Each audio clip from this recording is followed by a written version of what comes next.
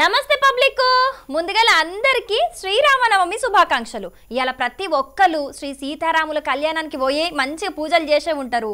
ఇయాల ఊరూరా రాములోరి కళ్యాణాలే, ఎక్కడ చూసినా భక్తులే. సరే మరి ఎప్పట్లెక్కనే మన రచ్చబండ ముచ్చట్లు ఏమినాయో జల్దిన చూద్దాం పండ్రి. ఎండాకాలం వచ్చిందంటే చాలు ఊర్లలో ఉండే చెర్లన్నీ నిండిపోతాయి. ఇక ఇన్ని రోజులు నీళ్లు ఫుల్లుగా ఉంటాయి కాబట్టి చేపలు పట్టుడు వీలు కాదు. కానీ ఎండాకాలంలో మాత్రం చేపలు మస్తు దొరుకుతాయి. ఇద్దరు కలిసిండ్రంటే చాలు అట్లా పోయి 4 జిమ్మలు పట్టుకొచ్చుకునేటోళ్ళను ఊర్లల్లో మనం చూస్తూనే ఉంటాం. కానీ గిడో కాడ చేపలు ఎట్లా పడుతున్నారో మీరే చూడు.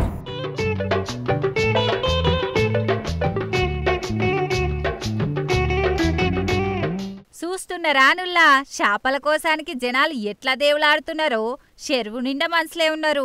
పిల్ల జల్ల ముసలి ముతక అని ఏం తేడా లేకుండా అందరికందరు చేపల కోసానికి సెర్లకు దిగిండ్రు. భద్రాద్రి కొత్తగూడెం జిల్లా కరకగూడెం మండలం కుర్నవల్లి ఊర్లున్న పెద్ద చెరువులా నీళ్లు తగ్గుముఖం పట్టేటాలకు ఇగ్గో ఇట్లా ఆ ఊరి జనమంతా చెర్లకొచ్చి చేపలు పట్టుకున్నారు. కొందరు ఊతలు వలలు పట్టుకొచ్చి చేపలు పడితే ఇంకొందరు ఉత్తగానే ఆ బురదల చేపలను దేవులాడిండ్రు. మొత్తానికైతే కుర్నవల్లి ఊరోలే కాదు చుట్టుముట్టున్న ఊర్లల్ల సుతం ఏ ఇంటికి పోయినా చేపల కూర వాసనే వచ్చిందనుకో రాదుండ్రి. ఒక్కటే పారి పెద్ద మొత్తంలో చేపలు పట్టేటాలకు ఊరంతా నీసు వాసనే అయిందని అనవట్టిరా అక్కడ జనాలు. ఓ దిక్కు ఎర్రటి ఎండ దంచుతున్నా కూడా చేపలు పట్టుడు మాత్రం ఆపలేదు అక్కడ జనాలు. ఇక చేపలు పడితే మామూలుగా ఉండొద్దు, ఓ వారం 10 రోజుల దాకా ఆ వాసలు పోవద్దన్నట్టే ఒక్కొక్కరు చెర్లున్న మొట్టపిల్లలు జల్లలు సందమామలు కొడిపెలు ఇట్లా ఏం తేడా లేకుండా అన్నింటినీ దేవులాడకపోయిండ్రు. మొత్తానికైతే జలపుష్పాల ఏటతోని చెరువు మొత్తం జాతర లెక్కనే అయింది పోండ్రి. ఇక చెర్లకు పోయి చేపలు పట్టుకొచ్చుకోనికి శాతగానులకు సుతం పక్క పొంటోళ్ళు ఓ 4 జిమ్మలు పెడితే మంచిగా చింతపులుసు పెట్టుకొని కమ్మగా తిన్నారట. మరి ఇక జనాలు ఈ ఊరోళ్లే కాదు చాలా ఊర్లలో సుతం ఎండాకాలంలో చేపలు పట్టుకోనికి చెర్లు కుంటలకు పోతుంటారు. కాబట్టి చేపలు పట్టే కాడ జర జాగ్రత్తగా మెదులుండ్రి, లేకుంటే వార్తలు ఇంకో తీరు చెప్పుకోవాల్సి వస్తుంది. ఏమంటున్నాం?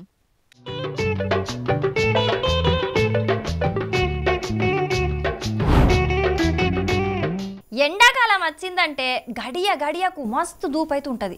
ఇక బయటికి ఎట్టన్నా పోతే మాత్రం చల్లగా ఏమన్నా తాగితే కడుపులు ఇంత చల్లగా ఉంటుంది అని మంచిగా అందరూ కూల్ డ్రింక్స్ తాగుతుంటారు. ఇక కొందరు మాత్రం అప్పటిదప్పుడే తయారు చేసే జ్యూసులు తాగుతుంటారు.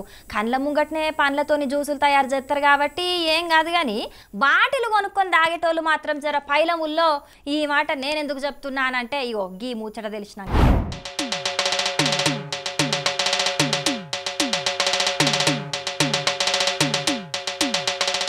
చూస్తున్నారా అనుల్లా కూల్ డ్రింక్స్ బాటిల్ మీద డేట్ ఎప్పటిదున్నదో తయారు చేసిన డేటు దాని ఎక్స్పైరీ డేటు అంటే ఎప్పటి వరకు వాడాలనేది సుతం మంచిగానే రాసున్నది. కాకుంటే దాన్ని తాగే డేట్ దాటిపోయిన సుతం కొన్ని ఊర్లల్లా వాళ్ళకు తెలియక అమ్ముతున్నారు. ఇటు జనాలు సుతం మంచిదే అనుకొని తాగి పరేషాన్ల పడుతున్నారు. హన్మకొండ జిల్లా కమలాపూర్ మండలం ఉప్పల్ ఊర్లో ఏం జరిగిందో గీ అన్న చెప్తున్నాడు. నుండ్రి మాజా అనేది డేట్ అయిపోయిన ఉన్నది. దాన్ని చూసి మళ్ళీ ఇది వద్దు అని అంటే డీలర్కు ఫోన్ చేసిండు. వాళ్ళు కూడా కొంచెం అసభ్యకరంగా మాట్లాడటం జరుగుతుంది. దీని మీద సంబంధించిన అధికారులు డీలర్షిప్ కూడా క్యాన్సిల్ చేయాలని కోరుకుంటున్నారు. ఫుడ్ సేఫ్టీ అధికారులు ఎంబటే ఇట్లా డేట్ అయిపోయిన కూల్ డ్రింక్స్ సరఫరా చేసే ఏజెన్సీల మీద చర్యలు తీసుకోవాలని అంటున్నారు. ఇక ఆ కూల్ డ్రింక్స్ అమ్ముతున్న దుఃఖం అన్న కూడా ఏం చెప్తున్నాడో ఈనుండ్రి. సంవత్సరాల క్రితము థమ్సాప్ 2.5 లీటర్లది ఎలుకలు కొరికితే రంధ్రాలు పడ్డాయి, పంపిస్తే కస్టమర్లకు అమ్మితే గ్యాస్ లేదు, దీంట్లో గ్యాస్ లేదని చెప్పి కస్టమర్లు వచ్చి గొడవ చేస్తే హేమలత గారికి ఫోన్ చేస్తే మాకు సంబంధం లేదు అని చెప్పింది. చిన్న బాటిల్ మజా బాటిల్ డేట్ అయిపోయినాయి వేసిపోయారు. కాటన్ ఓ కాటన్ మీద ఓ కాటన్ వేసిపోయినాక చూసుకున్నాం. మేము చూసుకుంటే డేట్ అయిపోయి ఉన్నది. మాకు తెలియక కస్టమర్లకు ఇస్తే కస్టమర్లు వచ్చి షాప్ మీదకి వచ్చి గొడవ తయారు చేసారు. కస్టమర్లు ఉండగానే హేమలత గారికి వాళ్ళ వర్కర్లే ఫోన్ చేసారు. ఫోన్ చేస్తే 100కు 70% ఆయనను పెట్టుకోమాను, నేను 30% పెడతా అని చెప్పి హేమలత గారు అన్నారు. కంపెనీ ఫ్రిడ్జ్ బయట వారి నేను తీసుకెళ్తా అని నానా బూతులు తిట్టింది హేమలత గారు మాట్లాడుతా అంటే వాళ్ళ భర్త పక్కనే ఉండి ఎవరివి రా నువ్వు ఏ ఊరు రా అని చెప్పి ఓం ప్రకాష్ కూడా గలీజ్ మాటలు తిట్టిండు. నేను వెంటనే ఆ మజా బాటిల్ తీసుకొని ప్లేట్ ఇచ్చిన పోలీస్ స్టేషన్లో తీసుకోవాలి. కంపెనీల మీద ఈ డేట్ అయిపోయిన థమ్స్ అప్ కానీ కూల్ డ్రింక్స్ కానీ పిల్లలకు మేము అమ్మితే వాళ్ళకి ఏమన్నా అయితే మా ఇంటి మీద వచ్చి పడతారు. ఏమన్నా ఉంటే కంపెనీల మీద చర్య తీసుకోవాలి. డేట్ అయిపోయిన కూల్ డ్రింక్స్ సరఫరా చేసిండ్రు కదా అని ఏజెన్సీ వాళ్ళకి ఫోన్ చేసి అడిగితే ఇష్టం వచ్చినట్టు తిట్టిర్రట. డేట్ అయినా పోయినా మాకేం సంబంధం లేదు, నువ్వు 70% భరిస్తే మేము 30% భరిస్తామని అన్నారట. ఇక ఈ డేట్ అయిపోయినాయి మాకు తెలియకుండా ఇంట్లోళ్ళు డేట్ చూసుకోకుండా అమ్మితే చిన్న పిల్లలు తాగితే వాళ్ళ ఆరోగ్యాలు దెబ్బతినయా, గిసుంటి మా కంటగట్టి జనాల పానాలతో ఆటలాడుకుంటారా అని ఆ దుకాణం నడిపే తిరుపతి అన్న కూడా గరానికి అత్తున్నాడు. మరిగా ఫుడ్ సేఫ్టీ అధికారులు అసలుకు దుకాణాలలో ఏం అమ్ముతున్నారు, అవి ఎప్పుడు తయారు చేస్తున్నారు, ఎట్లా తయారు చేస్తున్నారు అనేది మీరు షాపులన్నీ తిరిగి చూడుండ్రి. ఇట్లా కాలం జల్లిన కూల్ డ్రింక్స్, పిల్లలు తినే చిప్స్ ప్యాకెట్లు ఎవ్వరు అమ్మకుంటా కఠిన చర్యలు తీసుకోనరని అంటున్నారు అక్కడి జనాలు. చూడాలి మరి అధికారులు ఏం చేస్తారో.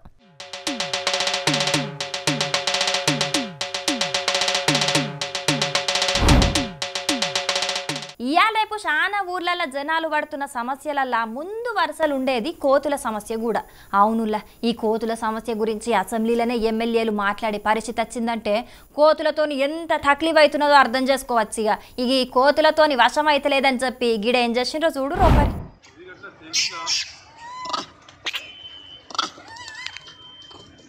ఆ బోన్లను చూస్తే మీకు ముచ్చటేందని కొంతవరకు సముజయ్యే ఉంటది. నిర్మల్ జిల్లా ఖానాపూర్ మున్సిపాలిటీల కోతులు బొమ్మానంగా తిరుగుతున్నాయట. ఈ కోతులు జయంగా అక్కడి జనాలు మస్తు ఇబ్బంది పడుతున్నారట. ఇప్పటికే చాలా మంది ఈ కోతులు జయంగా కింద పడి దెబ్బలు దాకించుకున్నారట. మొన్నట్లనే ఒక ఆమె కోతుల దాడి జయంగా జీవిడిచిందట. దీంతో ఇప్పుడు కోతులను ఏరేసే కార్యాన్ని ముంగటేసుకున్నారు అక్కడి మున్సిపాలిటీ అధికారులు. దీని గురించి మున్సిపాలిటీ పెద్ద సార్ మాట్లాడుకుంటా, ఈ కోతులని మేము నిర్మల్ తీసుకెళ్తున్నాం.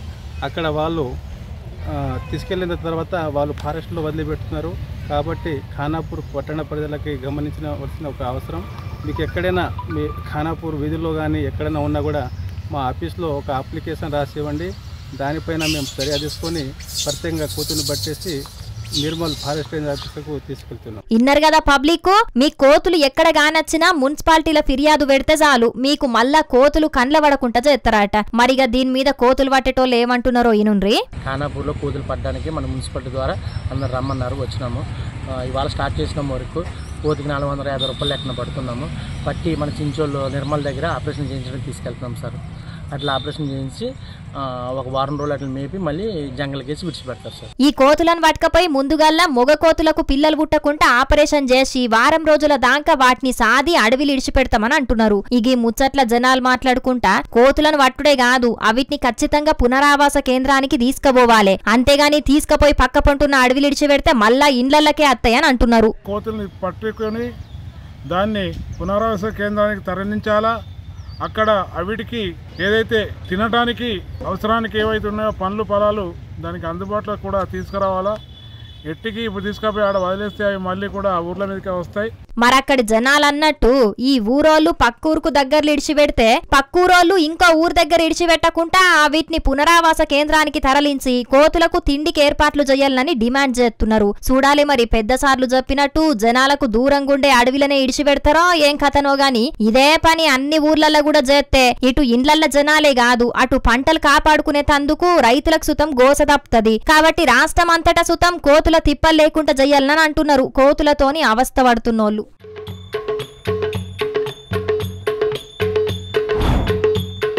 పోలీసులు ఎంత కట్టుదిట్టం చేసినా ఈ గంజాయిని డ్రగ్స్ ను మాత్రం ఆపలేకపోతున్నారు. ఎన్ని జాగల చెక్ పోస్టులు పెట్టి మొత్తం జల్లెడ పట్టినా ఎట్లనన్నా తప్పించుకొని మరి సరఫరా చేస్తున్నారు. ఇంత కట్టుదిట్టం నడుమ కొనుక్కునుడు కష్టమవుతుందని అనుకున్నాడో లేకుంటే మనమే తయారు చేసుకుంటే ఖర్చు తప్పుతుందని అనుకున్నాడో తెలియదు. కానీ గిడోగా మూతవరి ఏం చేసిండో చూడుండ్రి మీరు.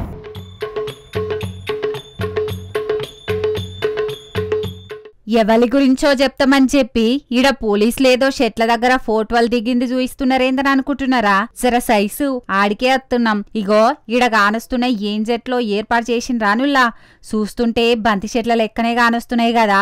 కాకుంటే ఇవి బంతి పూల చెట్లు కావు, గంజాయి మొలకలు. అవునుల్లా మీరుంటున్నది నియమే, ఇవి గంజాయి మొలకలే. కావాలంటే మంచి పరిసబట్టి చూడురి.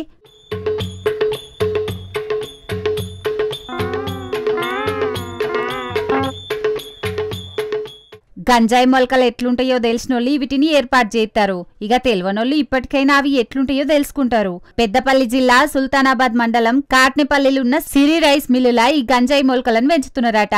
ఇగి ముచ్చట పోలీసులకు తెలిసే వరకు పెద్దపల్లి ఏసీపీ సారు పోలీస్ సిబ్బందితో అక్కడికి వచ్చి చూస్తే ఈ గంజాయి మొలకలు కానొచ్చినాయి. మొత్తం 5 గంజాయి మొలకలు ఉన్నాయట. రెవెన్యూ వ్యవసాయ శాఖ అధికారులంతా కలిసి పంచనామా చేసి రైసు మిల్లు ఓనర్ మట్ట శ్రీనివాసరెడ్డితో నట్టుగా ఇంకో 2 మీద కేసు రాసిడట. ఆడీడగొండుడేంది, మన రైసు మిల్లుల బొచ్చడంత జాగున్నది. తేపకో 4-5 మొలకలు పెంచుకుంటే మంచిగా మిల్లులనే కూకొని గాంజా కొట్టొచ్చని అనుకున్నాడో ఏం పాడో తెలియదు గాని మొత్తానికైతే ఈ పిలాన్ బెడిసికొట్టి ఇప్పుడు కేసుల పాలయ్యే పరిస్థితి వచ్చింది. మరిగా జాగున్నది కదా అని చెప్పి ఏ చెట్లను పడితే వాటిని పెంచుకుంటే ఇగో ఆఖరికి ఇట్లా లోపలికి పోవాల్సి వస్తుంది. కాబట్టి పబ్లిక్ సర్కార్ నిషేధం పెట్టిన వాటిని ఎట్టి పరిస్థితులలో కూడా వాడకురి. తెలిసి వాడినా తెలియక వాడినా అటెనక మీరే పరేషాన్లు పడాల్సి వస్తుంది. కాబట్టి సరే చూసుకోండి మరి.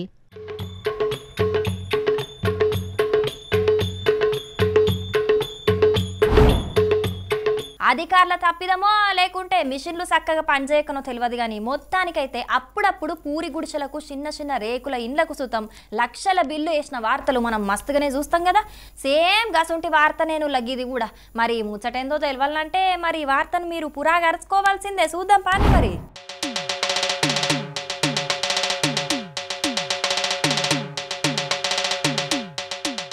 ఏదో ఇచ్చంత్రాల ముచ్చట్నే అని చెప్పి కంప్యూటర్లు కట్టుకపోతున్న అన్నని చూయిస్తున్నారేందని అనుకుంటున్నారా?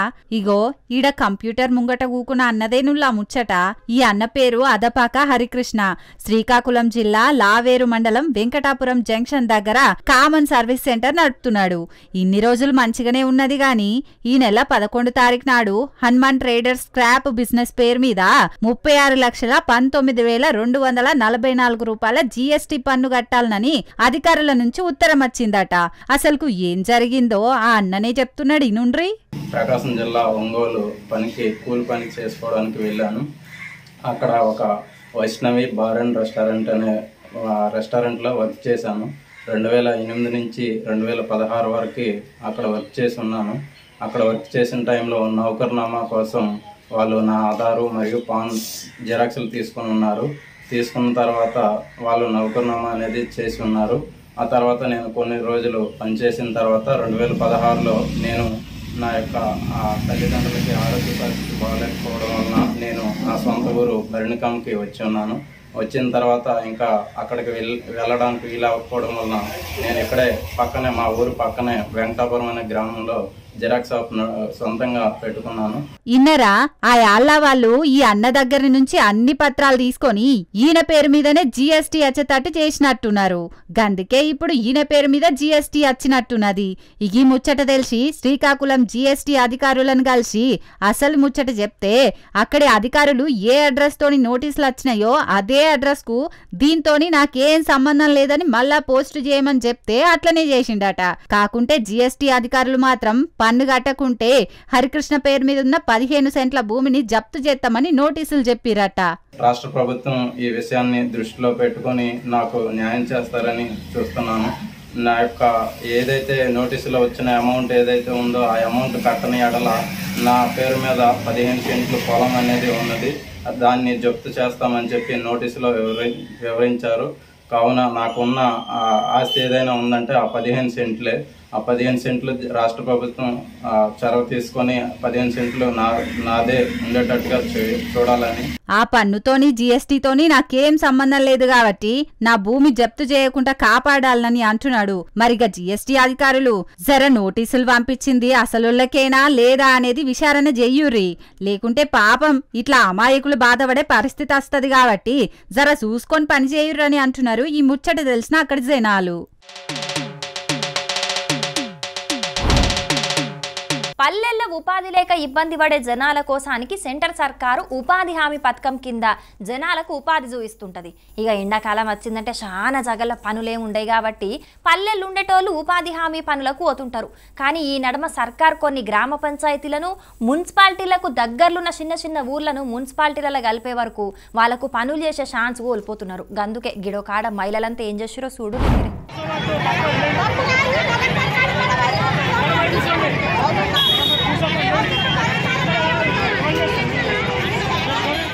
కావాలి కావాలి, మాకు ఉపాధి కావాలి, ఉపాధి హామీని కొనసాగించండి, పేదోళ్లను కాపాడుండ్రనే నినాదాలతోని నిరసన చేసిండ్రు. కొమురం భీం ఆసిఫాబాద్ జిల్లా కేంద్రంలో ఉన్న అంబేద్కర్ చౌక్ దగ్గర ఉపాధి హామీ పనులు చేసుకునే మహిళలంతా ఇట్లా ధర్నాకు దిగిండ్రు. ఇదివరకు మాకు ఉపాధి హామీ పనులు పెట్టేది, ఇప్పుడు ఆసిఫాబాద్ ను మున్సిపాలిటీ చేసుట్లా మాకు ఉపాధి లేకుండా పోతున్నదని బాధపడుతున్నారు అక్కడి జనాలు. మున్సిపాలిటీ అయినంత మాత్రాన మాకు ఒరిగేదేం లేదు, కొత్తగా చేసిన సౌలతులు కూడా ఏం లేవు గాని మీదికెంచి మాకు పనులు కూడా దొరకకుండా అయినాయని గరానికత్తున్నారు అక్కడి మహిళలు.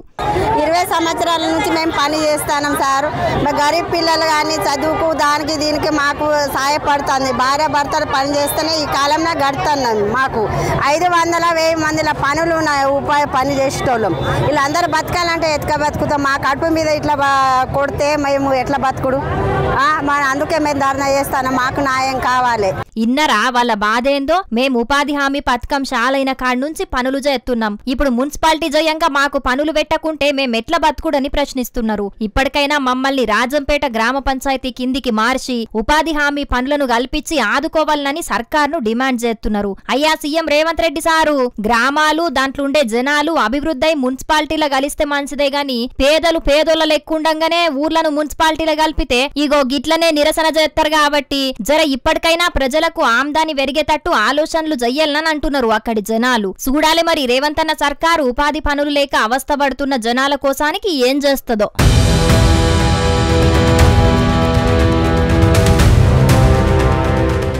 రాజకీయాలకు రాకముందు సినిమా రంగంలోనో లేకుంటే అధికారులుగానో లేకుంటే ఇంకేదన్నా 10 మందికి తెలిసిన పనులు చేసిన వాళ్ళు ఎమ్మెల్యేలు ఎంపీలై రాజకీయంలో రాణించిన ఇదివరకు వాళ్ళు చేసిన పనులు చాలా మందికి తెలిసే ఉంటాయి. కాబట్టి వాళ్ళు మళ్ళా ఆ పనులు చేసినా ఎవ్వరు పెద్దగా పట్టించుకోరు. కాకుంటే కొందరు ఇదివరకు ఏం చేసిరో తెలియకుండా ఇప్పుడు తెలిస్తేనే మస్తు ఆశ్చర్యం అనిపిస్తుంది. చాలా మందికి గసుంటి షాకే ఇచ్చిండు పిసిసి అధ్యక్షుడు మహేష్ కుమార్ గౌడ్ సారు. మరి ఆయన ఏం చేసిండో మీరు కూడా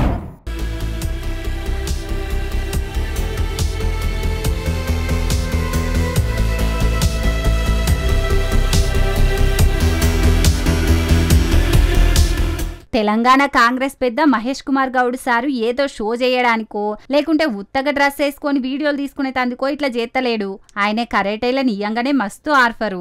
కరాటేల ఇప్పటికే చాలా బెల్ట్లు దక్కించుకున్న మహేష్ కుమార్ సారు ఇప్పుడు ఇంకా ఎక్కువ ప్రాక్టీస్ చేసి కరాటేల అన్నింటికంటే గొప్పదని చెప్పే బ్లాక్ బెల్ట్ డాన్ 7 సర్టిఫికేట్ ను దక్కించుకున్నాడు. బ్లాక్ బెల్ట్ డాన్ 7 అంటే నిపుణుడైన గురువు అని అర్థమట. 2006లో 6వ డాన్ బ్లాక్ బెల్ట్ సాధిస్తే ఇప్పుడు ఈ బెల్ట్ వచ్చిందన్నట్టు.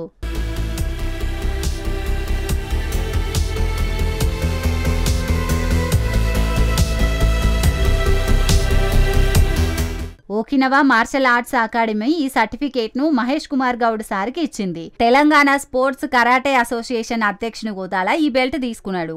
మాటలతోని ప్రతిపక్ష పార్టీలను హడలెత్తించే మహేష్ అన్నకు కరాటేలో కూడా గొప్ప పేరే ఉండేటాళ్లకు ఈ ముచ్చట తెలవని చాలా మంది చేతిపాటి కార్యకర్తలు పరేషాన్ అవుతున్నారట. ఇక ఈ ముచ్చట ఇట్లుంటే గిది చూడురి.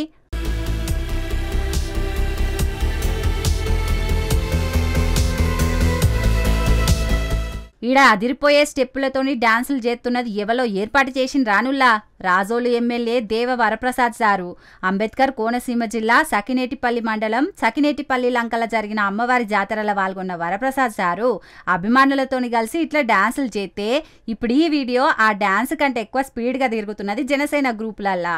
ఎమ్మెల్యేలు ప్రజాప్రతినిధులైనంత మాత్రాన వాళ్ళు డాన్సులు చేయకుండా ఎంజాయ్ చేయకుండా ఉండరు గాని ఇట్లా జనాల నడుమి ఇట్లా చేసినప్పుడు మాత్రం వార్తల్లో నిలుస్తుంటాయి.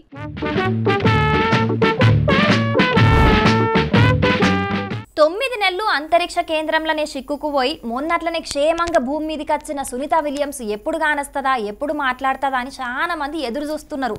ఇక అందరు అనుకున్నట్టే సునీత విలియమ్స్ మాట్లాడింది. మరి ఆమె ఏం మాట్లాడింది ఏం కథ పురా గరుచుకొని రావాలి కదా నడువు. మరి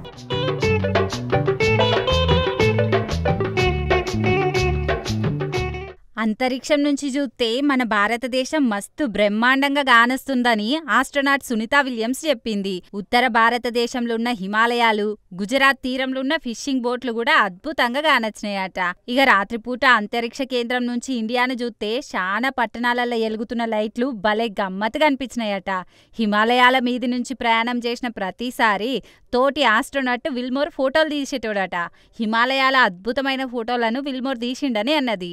200 386 రోజుల దాకా అంతర్జాతీయ అంతరిక్ష కేంద్రంలోనే ఉన్న సునీతా విలియమ్స్ ఇంకో వ్యోమగామి విల్మోర్తోని కలిసి ముచ్చట్లన్నీ చెప్పింది. ఇక సునీతా విలియమ్స్ తండ్రిది గుజరాత్ రాష్ట్రమే అని అందరికీ తెలిసిందే కదా. ఇక ఆమె తొందరలోనే మన దేశానికి వచ్చి అంతరిక్ష పరిశోధనల గురించి మన దేశ ప్రజలకు చెప్తానని అన్నది. వారం రోజుల పర్యటన కోసానికి బోయింగ్ స్టార్ లైనర్ల అంతర్జాతీయ అంతరిక్ష కేంద్రానికి పోయి అక్కడనే సిక్కుకుపోయినా కూడా అవకాశం వస్తే మల్లోపారి బోయింగ్ స్టార్ లైనర్ల అంతర్జాతీయ అంతరిక్ష కేంద్రానికి పోనీకే సిద్ధంగా ఉన్నామని సునీతా విలియమ్స్ బిచ్ విల్మోర్ ఇద్దరు చెప్పిరు. అంటే భయపడే ముచ్చట్నే లేదన్నట్టున్నది వాళ్ళ మాటలు చూస్తుంటే. మరి ఇక సునీతా విలియమ్స్ తొందరలోనే మన దేశానికి వచ్చి ఇంకిన్ని ముచ్చట్లు చెప్పాలని చాలా మంది సోషల్ మీడియాలో కామెంట్లు పెడుతున్నారు. చూడాలే మరి సునీతా విలియమ్స్ ఎప్పటి వరకు వస్తుందో.